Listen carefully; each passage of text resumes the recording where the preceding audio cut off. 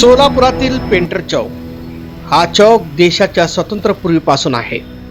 या ऐतिहासिक चौकातून शहरात अनेक ठिकाणी तुम्ही जाऊ शकता, पण एक अडचण निर्माण झालेली आहे, ते म्हणजे या चौकातील धोकादायक ड्रेनेज। या चौकातील रस्त्यावरील एक उघड्या ड्रेनेज चेंबरमुळे अनेक गंभीर अपघात होत असल्याची घटना घडली आहे। विशेष बाब म्हणजे या ड्रेनेजसाठी सोलापूर महानगरपालिकेकडे अनेक तक्रारी दाखल आहे, मात्र अधिकारी अजिबात लक्ष देत नसल्याने सांगण्यात आले आहे। या रस्त्यावरील ड्रेनेजचे झाकण रस्त्यापासून खाली उतरलेले आहे।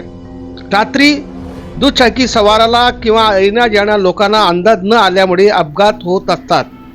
त्यामुळे या भागातील नागरिकांनी चक्क महानगरपालिकेच्या निषेधार्थ या ड्रेनेजच्या झाकणवर निषेधच्या बोर्डच्या फलक लावण्यात आलेले आहेत आणि महानगरपालिकाच्या तीव्र शब्दात निषेध केलेले आहेत।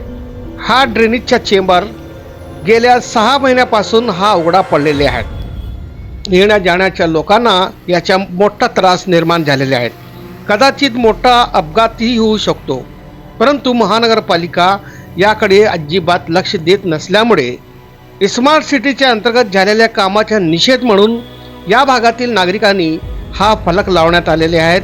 ही लाजीची गोष्ट आहे, शर्मीची गोष्ट आहे। नागरिकांनो, हा व्हिडिओ पूर्ण पहा आणि या व्हिडिओवर कमेंट करा। ब्युरो रिपोर्ट, जमजम न्यूज इंडिया।